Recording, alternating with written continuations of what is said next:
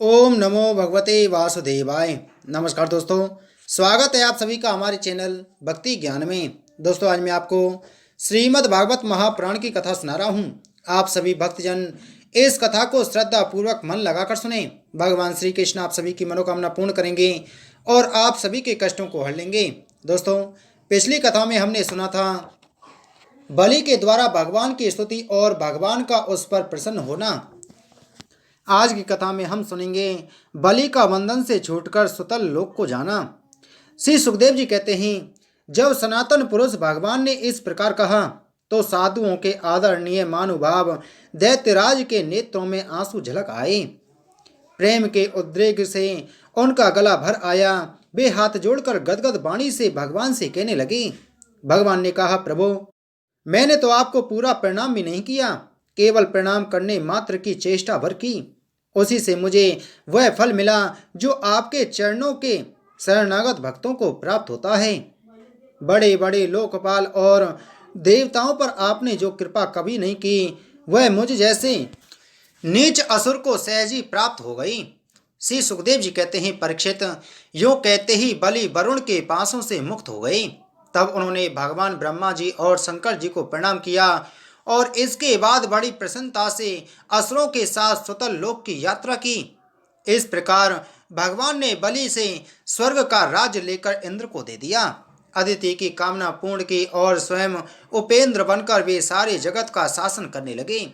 जब प्रहलाद ने देखा कि मेरे वंशधर पौत्र राजा बलि बंधन से छूट गए और उन्हें भगवान का कृपा प्रसाद प्राप्त हो गया, तो वे भक्ति भाव से भर गए। उस समय उन्होंने भगवान की इस प्रकार स्तुति की।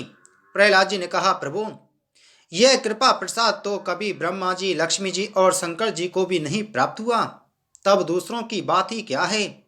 अहो, विश्वबंद ब्रह्मा आदि भी जिनके चरणों की वंदना करते रहते हैं, वही आप हम असुरों के दुर्गपाल किलेदार हो गए।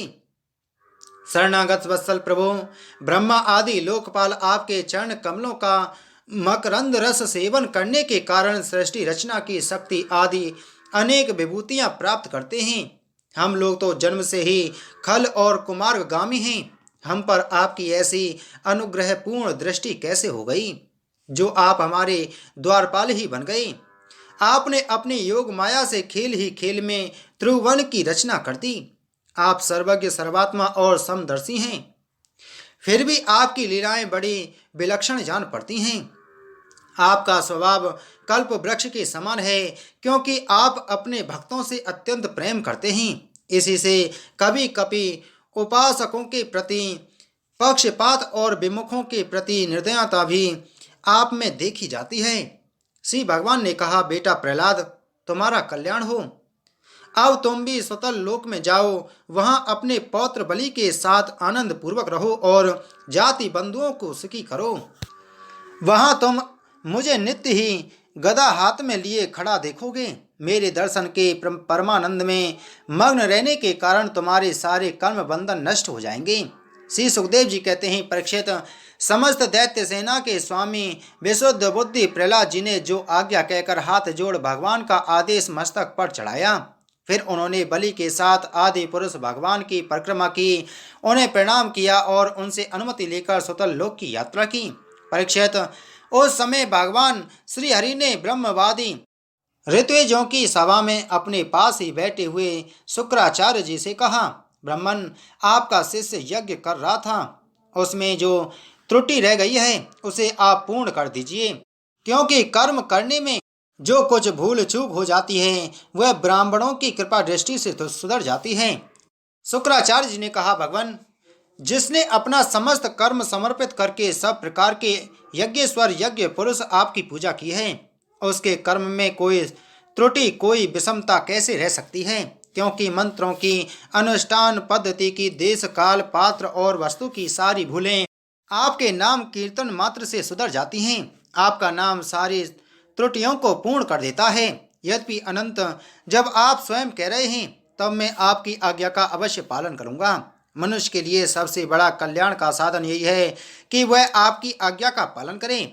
श्री सुखदेव जी कहते हैं, भगवान शुक्राचार्य ने भगवान श्री हरि की यह आज्ञा स्वीकार करके दूसरे ब्रह्मर्षियों के साथ बलि के यज्ञ में जो कमी रह गई थी उसे पूर्ण किया। परीक्षित, इस प्रकार वामन भगवान ने बलि से पृथ्वी की भिक्षा मांगकर अपने बड़े भाई इंद्र को स्वर्ग का राज्य दिया, जिसे उनके शत्रुओं ने छीन लिया था।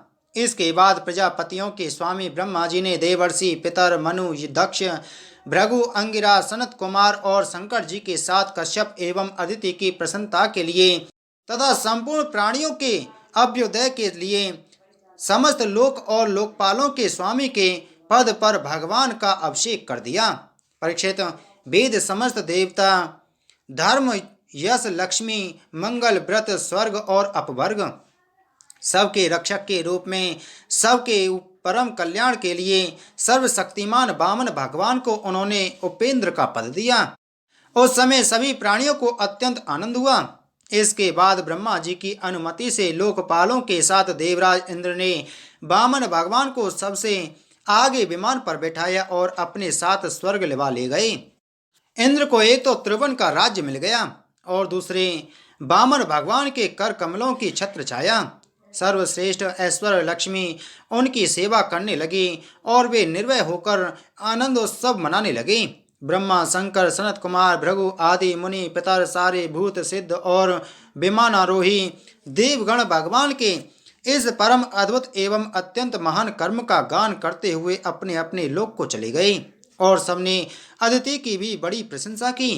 परीक्षित, तुम्हें मैंने भगवान की यह सब लीला सुनाई, इससे सुनने वालों के सारे पाप छूट जाते हैं। भगवान की लीलाएं अनंत हैं, उनकी महिमा अपार है।